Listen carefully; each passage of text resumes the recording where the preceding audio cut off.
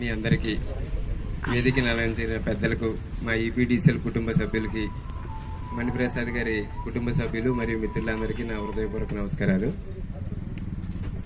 నేను మణిప్రసాద్ గారితో ఒక 6 నెలలు కలిపి ట్రావెల్ చేసాము. జనరల్గా ఏంటంటే మణిప్రసాద్ గారు మనం అందరం కూడా ఏదైనా ఉద్యోగం చేయడం కోసం ట్రావెల్ చేస్తాం. ఆయన ఏంటంటే ట్రావెల్ చేయడమే ఆయన డ్యూటీ. ఇక్కడికి అక్కడికి ఆయన దాదాపుగా 32 సంవత్సరాలు బట్టి ట్రావెల్ చేస్తూనే ఉన్నారు. ఆయన చేస్తేనే కానీ మనం అన్ని కొత్త సర్వీసులు రిలీజ్ చేయడానికి అవకాశం లేదు, ఈ మెటీరియల్ ట్రాన్స్పోర్ట్ అయితే కానీ.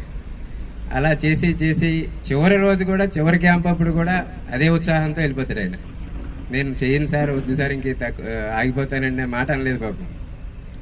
ఆయన చేతికి అప్పచెప్పిన బండి ఎఫ్ఆర్ బండి అప్పచెప్పారట. కొత్తగా బండి కొని ఆయన చేతికి అప్పచెప్పారు. ఈ రోజుకి కూడా అది వర్కింగ్ కండిషన్ లో మళ్ళీ మాకు తిరిగి అప్పచెప్తున్నాడు ఆయన.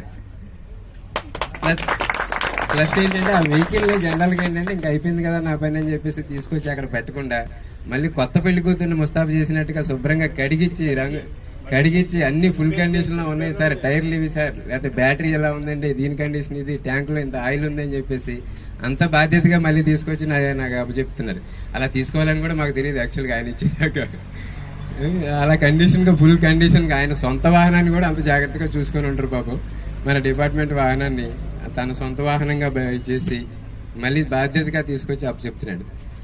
ఆయనలో ఒకటి ఏంటంటే, ఇప్పుడు మన వాళ్ళందరూ పొగిటారు, ఆయన నుంచి నేను ఒక విషయం నేర్చుకుందాం అనుకునేవాడిని. ప్రతిసారి ఆయన చూసినప్పుడల్లా జనరల్ గా నాకు కోపం వస్తే ఎవరినొకరికి అప్పుడే గబగబ కేకలేస్తుంటాను, మళ్ళీ 5 నిమిషాలు మళ్ళీ మామూలు అయిపోద్ది. ఆయన కోపం వస్తే ఏమీ మాట్లాడకుండా అలా నించుండిపోతాడు. సంతోషం వచ్చిందనుకోండి, ఒక పసిపిల్లలాగా చిన్న నవ్వుని అవుతాడు అంతే. ఆ ఎమోషన్స్ ని కంట్రోల్ చేసుకుంటాడు, అంత బాగా కంట్రోల్ చేసుకుంటాడు ఆయన. ఎవరికైనా మన అందరూ జాబ్ లో జాయిన్ అయిన తర్వాత పలానా రోజు మన ఇందాక రాము గారు అన్నట్టుగా మన పుట్టినరోజు ప్రకారం కంపల్సరీగా మనకు రిటైర్మెంట్ డే ఉంటుంది. కాబట్టి ఈ రోజు ఆయన వంతు వచ్చింది.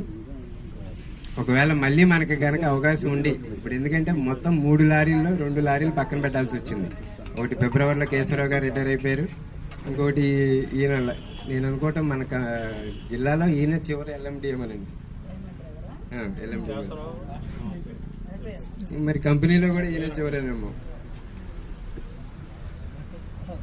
ఒకవేళ మళ్ళీ మనకి ఏమన్నా అవకాశం ఉండి ఆయన మళ్ళీ డ్రైవ్ చేస్తానంటే కనుక, ఎలాగో మనం 2 డ్రైవర్ పోస్టులకి పైకి పర్మిషన్ రాసాము, ఆయన వస్తానంటే మళ్ళీ ఆ పోస్టులో మళ్ళీ తీసుకుంటానికి మా ప్రయత్నం మేము చేస్తాం. ఆయన ఇష్టపూర్వకంతో ఒకవేళ వస్తానంటే